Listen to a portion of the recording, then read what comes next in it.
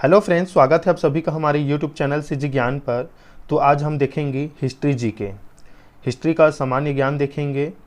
भारत के जो इतिहास है वो क्या है इसे जान लीजिए, क्योंकि जो भारत के जो इतिहास के जो सामान्य ज्ञान है वो छत्तीसगढ़ पटवारी में भी और बीएड में भी पूछा जाता है, जो कि आपको एक एक नंबर के लिए बहुत इंपॉर्टेंट होता है हिस्ट्री जीके। इसलिए वीडियो को अंत तक देखिएगा और चैनल पर नए हो तो चैनल को जरूर सब्सक्राइब करिएगा। चलिए स्टार्ट करते हैं क्वेश्चन। इस वीडियो पर मैंने जो प्राचीन इतिहास है, मध्यकालीन इतिहास है और आधुनिक इतिहास तीनों शामिल किया है, तो वीडियो को अंत तक देखिएगा, दोस्तों के साथ शेयर कीजिएगा। चलिए स्टार्ट करते हैं। फर्स्ट क्वेश्चन, सिंधु घाटी सभ्यता के संबंध में निम्न में से कौन सी बात सही नहीं है? आपका ऑप्शन है ऑप्शन ए, सिंधु घाटी के निवासी बहुत सभ्य थे। ऑप्शन बी, वे ईंट से बने बढ़िया मकानों में रहते थे। ऑप्शन सी, उन्हें स्वास्थ्य तथा स्वच्छता के नियमों का ज्ञान था। या ऑप्शन डी, वे सोने चांदी के आभूषण नहीं पहनते थे। बताइए दोस्तों इसका आंसर। जो सिंधु घाटी सभ्यता के संबंध में जो बात इसमें कही गई है वो कौन सा असत्य है? तो ऑप्शन डी, वे सोने चांदी के आभूषण नहीं पहनते थे, ये बात असत्य है। वे सोने चांदी के आभूषण पहनते थे। चलिए देखते हैं नेक्स्ट क्वेश्चन। नेक्स्ट क्वेश्चन है, महात्मा बुद्ध क्या स्वीकार नहीं करते थे? महात्मा जो बुद्ध हैं वे क्या स्वीकार नहीं करते थे? आपका ऑप्शन है ऑप्शन ए, आत्मा की व्यापकता को। ऑप्शन बी, आत्मा की अमरता को। ऑप्शन सी, ईश्वर की सत्ता को। या ऑप्शन डी, उपयुक्त सभी को। तो इसका राइट आंसर हो जाएगा ऑप्शन सी, ईश्वर की सत्ता को। महात्मा बुद्ध ईश्वर की सत्ता को स्वीकार नहीं करते थे, याद रखिएगा। चलिए देखते हैं नेक्स्ट क्वेश्चन। नेक्स्ट क्वेश्चन है, गांधी काल के प्रारंभिक वर्षों में सरोजनी नायडू ने किसको हिंदू मुस्लिम एकता का एम्बेसडर कहा था? गांधी काल के प्रारंभिक वर्षों में सरोजनी नायडू ने किसको हिंदू मुस्लिम एकता का एम्बेसडर कहा था? आपका ऑप्शन है option A, Mohammed Ali Jinnah. Option B, Shaukat Ali. Option C, Maulana Abul Kalam Azad. या ऑप्शन डी, खान अब्दुल गफ्फार खां। तो इसका राइट आंसर हो जाएगा ऑप्शन ए, मोहम्मद अली जिन्ना। मोहम्मद अली जिन्ना को ही सरोजनी नायडू ने हिंदू मुस्लिम एकता का एम्बेसडर कहा था, याद रखिएगा। चलिए देखते हैं नेक्स्ट क्वेश्चन।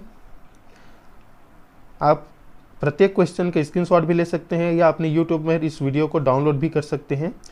डाउनलोड करके रख लीजिएगा, क्योंकि जैसे ही एग्ज़ाम के एक दो दिन पहले आप इसे एक बार रिपीट कर लीजिएगा, डाउनलोड के वीडियो को देख लीजिएगा। चलिए देखते हैं नेक्स्ट क्वेश्चन। सिंधु घाटी सभ्यता के संबंध में निम्न में से कौन सी बात असत्य है?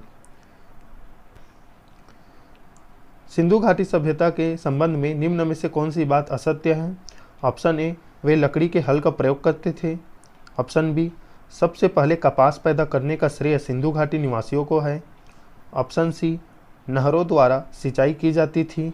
या ऑप्शन डी, कठोर सिंधु संस्कृति के महत्वपूर्ण अंग थे। बताइए दोस्तों इसका आंसर। तो इसका राइट आंसर हो जाएगा ऑप्शन सी, नहरों द्वारा सिंचाई की जाती थी, ये बात असत्य है। नहर द्वारा सिंचाई नहीं की जाती थी सिंधु घाटी सभ्यता में, याद रखिएगा। चलिए देखते हैं नेक्स्ट क्वेश्चन। नेक्स्ट क्वेश्चन है, हड़प्पा सभ्यता की प्रमुख विशेषता निम्न में से कौन सी है? हड़प्पा सभ्यता की जो प्रमुख विशेषता है वो कौन सी है? ऑप्शन ए, सीधी और चौड़ी सड़क। ऑप्शन बी, स्नानागार। ऑप्शन सी, नगर नियोजन। या ऑप्शन डी, अन्नागार। तो इसका राइट आंसर हो जाएगा ऑप्शन सी, नगर नियोजन।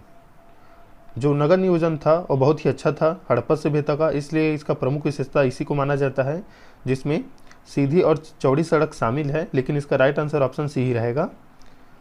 हड़प्पा सभ्यता की जो प्रमुख विशेषता है वो नगर नियोजन के नाम पर ही ये जाना जाता है। मतलब जो हड़प्पा सभ्यता है अपने नगर नियोजन के कारण ही अच्छे से जाना जाता है। चलिए देखते हैं नेक्स्ट क्वेश्चन है, हड़प्पा सभ्यता किस नदी के किनारे पर स्थित है? जो हड़प्पा सभ्यता थी वो किस नदी के किनारे पर स्थित थी या स्थित है? अभी तो उसका केवल अवशेष रह गया है। ऑप्शन ए, सिंधु नदी के किनारे। ऑप्शन बी, रावी नदी के किनारे। ऑप्शन सी, भोगवा नदी। या ऑप्शन डी, सतलेज नदी। तो जो हड़प्पा सभ्यता है वो ऑप्शन बी, रावी नदी किनारे स्थित थे। हड़प्पा सभ्यता रावी नदी किनारे स्थित है या बोल सकते हैं स्थित थी। चलिए देखते हैं नेक्स्ट क्वेश्चन। नेक्स्ट क्वेश्चन है निम्नलिखित में से कौन सी सभ्यता सिंधु सभ्यता के समकालीन नहीं थी। मतलब उसके समय का जो इसमें से सभ्यता है वो नहीं थी, मतलब उसके समकालीन नहीं थी। ऑप्शन ए मेसोपोटामिया की सभ्यता, ऑप्शन बी क्रीत सभ्यता, ऑप्शन सी मिस्र की सभ्यता या ऑप्शन डी चीन की सभ्यता। तो इसका राइट आंसर हो जाएगा ऑप्शन डी चीन की सभ्यता। सिंधु सभ्यता के समकालीन चीन की सभ्यता बिल्कुल नहीं थी।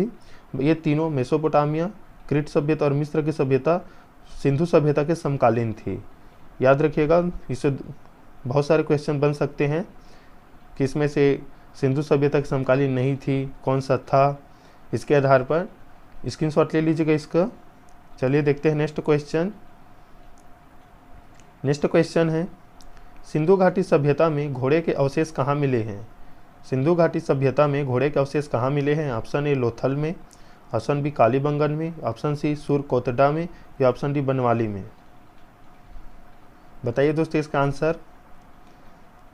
अगर आप भी एसएससी या ग्रुप डी की तैयारी कर रहे हो तो इसे पढ़ चुके होंगे, अगर किए हो तो बताइए इसका आंसर कमेंट कीजिएगा। यह आसान सा सवाल है आपके लिए। जो सिंधु घाटी सभ्यता में घोड़े के अवशेष कहाँ से मिले थे, तो सुरकोटडा में, जो गुजरात में स्थित है, यहीं से घोड़े के अवशेष मिले थे। याद रखिएगा। चलिए देखते हैं नेक्स्ट क्वेश्चन। और दोस्तों आप वीडियो को लाइक नहीं करते, इसलिए वीडियो को लाइक ज़रूर किया करें। हम भी मोटिवेट होते हैं आपके लिए वीडियो बनाने के लिए। अगर आप लाइक नहीं करते तो हमें ऐसा लगता है कि हमारा जो वीडियो बनाए हुए गलत है या हम आप तक कुछ मदद नहीं पहुंचा रहे हैं। इसलिए वीडियो को लाइक ज़रूर किया करें और अपने दोस्तों के साथ शेयर करें और चैनल को ज़रूर सब्सक्राइब करें। चलिए देखते हैं नेक्स्ट। सिंधु घाटी सभ्यता का विस्तार कहाँ तक था। जो सिंधु घाटी सभ्यता का विस्तार है उसका विस्तार कहाँ तक था। Option A Rajasthan, Bihar, Bengal, Orissa, option B Punjab, Delhi, Jammu Kashmir तक या ऑप्शन सी पंजाब, राजस्थान, गुजरात, उत्तर प्रदेश, हरियाणा या सिंध तक या ऑप्शन डी पंजाब, राजस्थान, गुजरात, उड़ीसा या बंगाल तक। बताइए दोस्तों सिंधु घाटी सभ्यता कहाँ तक फैली थी, अर्थात उसका जो विस्तार था वो कहाँ तक था। तो उसका विस्तार पंजाब में था, राजस्थान में भी था, गुजरात में, उत्तर प्रदेश में, हरियाणा और सिंध में।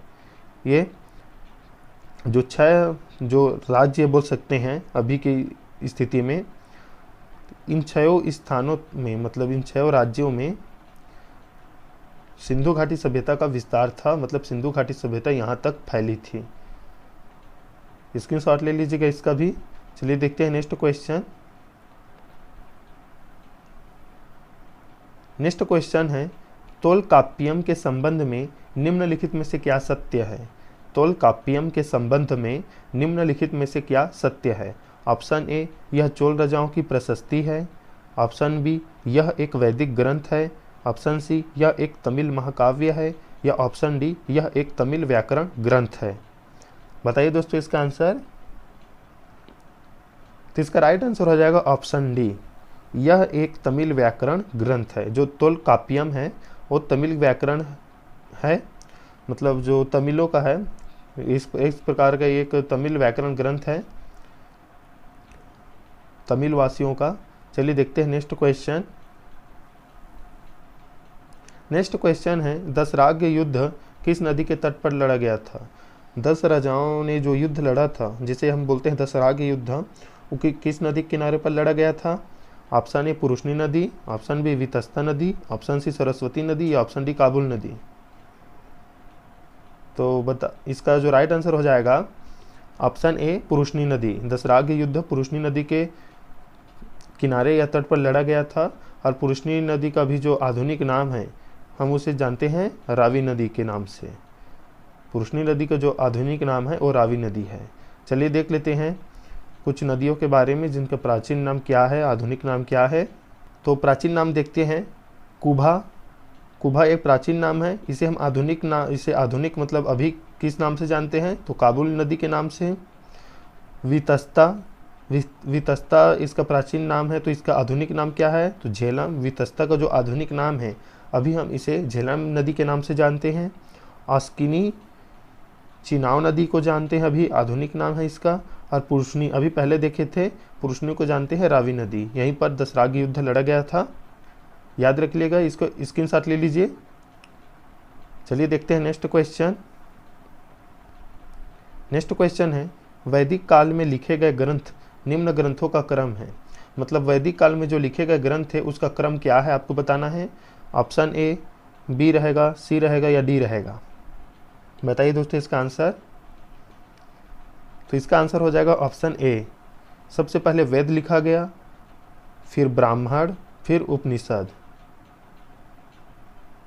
याद रखिएगा। चलिए देखते हैं नेक्स्ट क्वेश्चन।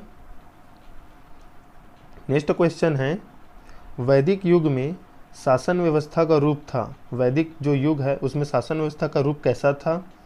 ऑप्शन ए, गणतंत्रात्मक था। ऑप्शन बी, लोकतंत्रात्मक था। ऑप्शन सी, राजतंत्रात्मक था। या ऑप्शन डी, सैनिक तंत्र स्थापित था। तो इसका राइट आंसर हो जाएगा ऑप्शन सी, राजतंत्रात्मक व्यवस्था लागू थी वैदिक युग में। मतलब राजतंत्रात्मक रूप से शासन चलता था वैदिक काल में। चलिए देखते हैं नेक्स्ट क्वेश्चन। नेक्स्ट क्वेश्चन है, अजंता गुफा की सर्वोत्तम चित्रकारी किसके शासनकाल में हुई। अजंता गुफा की सर्वोत्तम चित्रकारी किसके शासनकाल में हुई। आपका ऑप्शन है कुषाण के शासनकाल में हुई थी, बी गुप्त के, सी मौर्य के, या ऑप्शन डी हर्षवर्धन के। बताइए दोस्तों इसका आंसर। तो इसका आंसर हो जाएगा गुप्त के। गुप्त काल में ही अजंता गुफा की सर्वोत्तम चित्रकारी हुई थी। मतलब जो अजंता गुफा है उसमें जो चित्रकारी किया गया है वो गुप्त काल में ही किया गया है। चलिए देखते हैं नेक्स्ट क्वेश्चन। नेक्स्ट क्वेश्चन है, गुप्त वंश का वह सम्राट जिसने महाराजाधिराज की उपाधि धारण की थी वे कौन थे। ऑप्शन ए, स्कंदगुप्त थे, चंद्रगुप्त प्रथम। Option C, Kumaragupta. या ऑप्शन डी, समुद्रगुप्त। बताइए दोस्तों इसका आंसर। तो इसका राइट आंसर हो जाएगा ऑप्शन डी, समुद्रगुप्त। गुप्त वंश का वह सम्राट कौन सा था जिसने महाराजाधिराज की उपाधि धारण की थी। तो महाराजाधिराज की उपाधि समुद्रगुप्त ने धारण की थी, याद रखिएगा। चलिए देखते हैं नेक्स्ट क्वेश्चन। नेक्स्ट क्वेश्चन है, कनिष्क कुषाण वंश का शासक था। कनिष्क जो है कुषाण वंश का शासक था, तो बताना है उसकी राजधानी कहाँ थी। ऑप्शन ए, पेशावर थी, गांधार, मालवा या गुजरात। तो जो कनिष्क है उसकी राजधानी थी पेशावर, याद रखिएगा। कनिष्क जो कुषाण वंश का शासक था उसकी राजधानी थी पेशावर। स्क्रीनशॉट ले लीजिएगा दोस्तों। चलिए देखते हैं नेक्स्ट क्वेश्चन।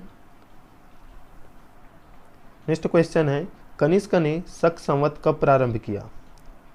कनिष्क ने शक संवत कब प्रारंभ किया। तो इसका राइट आंसर हो जाएगा ऑप्शन ए, 78 ईसा पूर्व। कनिष्क ने 78 ईसा पूर्व शक संवत प्रारंभ किया था। चलिए देखते हैं नेक्स्ट क्वेश्चन। नेक्स्ट क्वेश्चन है, किस शासक को भारत का नेपोलियन के नाम से जाना जाता है। आपका ऑप्शन है, option A Skandagupta, option B Ashoka, option C Sikandar को, या ऑप्शन डी समुद्रगुप्त को। तो इसका राइट आंसर हो जाएगा समुद्रगुप्त। इस समुद्रगुप्त को ही भारत का नेपोलियन कहा जाता है, याद रखिएगा। चलिए देखते हैं नेक्स्ट क्वेश्चन। नेक्स्ट क्वेश्चन है, समुद्रगुप्त की विजयों का उल्लेख किसमें मिलता है। जो समुद्रगुप्त ने विजय हासिल किया था उसका उल्लेख किसमें मिलता है। ऑप्शन ए, मथुरा शिलालेख में। ऑप्शन बी, प्रयाग प्रशस्ति में। ऑप्शन सी, ऐहोल अभिलेख में। या ऑप्शन डी, उपरोक्त सभी में। तो इसका राइट आंसर हो जाएगा ऑप्शन बी, प्रयाग प्रशस्ति में। समुद्रगुप्त ने जो विजय हासिल की थी उसका जो उल्लेख है वो प्रयाग प्रशस्ति में मिलता है, याद रखिएगा। तो नेक्स्ट क्वेश्चन है, मौर्य साम्राज्य के पतन का मुख्य कारण क्या था। आपको ऑप्शन है, ऑप्शन ए अयोग्य उत्तराधिकारी, ऑप्शन बी आर्थिक निर्बलता, ऑप्शन सी ब्राह्मणों का विरोध, या ऑप्शन डी अशोक की शांति की नीति। जो मौर्य साम्राज्य का पतन है उसका मुख्य कारण क्या था। तो इसका राइट आंसर हो जाएगा ऑप्शन ए अयोग्य उत्तराधिकारी। अयोग्य उत्तराधिकारी के कारण ही जो मौर्य साम्राज्य है उसका पतन हुआ था, यही इसका मुख्य कारण था, याद रखिएगा। चलिए देख लेते हैं नेक्स्ट क्वेश्चन। मौर्य साम्राज्य के पतन के बाद सर्वप्रथम किस विदेशी जाति ने भारत पर आक्रमण किया था? मौर्य साम्राज्य के पतन होने के बाद, मतलब मौर्य साम्राज्य का जो विनाश हो गया, मतलब पतन हो गया, तो उसके बाद कौन सी विदेशी जाति ने या नागरिक ने भारत पर आक्रमण किया था? तो इंडो ग्रीक जाति ने सबसे पहले भारत पर आक्रमण किया था, इंडो ग्रीक जाति ने, मौर्य साम्राज्य के पतन होने के बाद। याद रखिएगा। चलिए देखते हैं नेक्स्ट क्वेश्चन। ये जो क्वेश्चन है वो बीएड और पटवारी दोनों के लिए इंपॉर्टेंट है, चाहे आप एसएससी, रेलवे, कुछ किसी भी कंपटीशन एग्जाम की तैयारी कर रहे हो। हिस्ट्री इंपॉर्टेंट होता है सभी एग्जाम्स के लिए, तो अच्छे से वीडियो को देखिएगा और याद रखने की कोशिश करिएगा, या याद नहीं होता है तो कॉपी में नोट करते चलिए या स्क्रीनशॉट ले लीजिए, बाद में नोट कर लीजिएगा, या वीडियो को ही डाउनलोड कर लीजिए। चलिए देखते हैं नेक्स्ट क्वेश्चन। मौर्य साम्राज्य के प्रशासन के संबंध में असत्य कथन कौन सा है? मौर्य साम्राज्य के प्रशासन के संबंध में असत्य कथन कौन सा है? ऑप्शन ए, साम्राज्य अनेक प्रांतों में विभक्त था। ऑप्शन बी, गांव प्रशासन की सबसे छोटी इकाई थी, जो गांव है वो प्रशासन की सबसे छोटी इकाई थी। ऑप्शन सी, विस्तृत अधिकार संपन्न जो थे वो नौकरशाही थे। या ऑप्शन डी, इनमें से कोई नहीं। तो इसका राइट आंसर हो जाएगा ऑप्शन डी, इनमें से कोई नहीं। जो ये सभी कथन हैं वो सत्य हैं, इसमें से कोई भी असत्य कथन नहीं है। जो साम्राज्य था मौर्य साम्राज्य, उसमें ये अनेक प्रांतों में विभक्त था, गांव प्रशासन की सबसे छोटी इकाई थी, और जो विस्तृत अधिकार संपन्न थे वो नौकरशाही थे। ये सभी तीनों कथन सत्य हैं, याद रखिएगा। चलिए देखते हैं नेक्स्ट क्वेश्चन। नेक्स्ट क्वेश्चन है, अशोक का स्थान विश्व के महान शासकों में है क्योंकि, मतलब जो अशोक है उसका जो स्थान है विश्व के महान शासकों में गिना जाता है, उसका नाम महान शासकों में आता है। तो किसके कारण से आता है? क्या उसने बौद्ध धर्म को राज्य आश्रय प्रदान किया था? ऑप्शन बी, विशाल साम्राज्य का निर्माण किया था। ऑप्शन सी, उसने शासन नैतिक आदर्शों द्वारा किया था, मतलब उसने जो शासन किया था क्या वो नैतिक आदर्श द्वारा किया था। या ऑप्शन डी, वह अहिंसा का पुजारी था, वह अहिंसा का पुजारी था। तो अशोक का जो स्थान है विश्व में इसलिए लिया जाता है क्योंकि उसने शासन नैतिक आदर्शों द्वारा किया था। अपने साम्राज्य में शासन नैतिक आदर्श के पालन करते द्वारा किया था, मतलब नैतिक आदर्श का पालन किया था, इसी कारण उसका जो नाम है वो विश्व के महान शासक में लिया जाता है, याद रखिएगा। चलिए देखते हैं नेक्स्ट क्वेश्चन। नेक्स्ट क्वेश्चन है, मौर्यकालीन इतिहास से संबंधित स्रोत निम्न में से कौन है? मौर्यकालीन इतिहास से संबंधित स्रोत निम्न में से कौन है? ऑप्शन ए, अशोक के शिलालेख। ऑप्शन बी, कौटिल्य का अर्थशास्त्र, जिसे चाणक्य भी बोलते हैं, कौटिल्य का और नाम है चाणक्य। ऑप्शन सी, बौद्ध का अर्थशास्त्र। या ऑप्शन डी, उपरोक्त सभी। तो इसका राइट आंसर हो जाएगा उपरोक्त सभी। मौर्यकालीन इतिहास से संबंधित जो स्रोत हमें मिलता है या उसका ज्ञान, तो वह इन तीनों से मिलता है, अशोक के शिलालेख, कौटिल्य का अर्थशास्त्र, बौद्ध का अर्थशास्त्र। इन तीनों से ही मौर्यकालीन इतिहास के जो साक्ष्य है वो हमें प्राप्त होता है। चलिए देखते हैं नेक्स्ट क्वेश्चन। ये इस वीडियो का लास्ट क्वेश्चन है।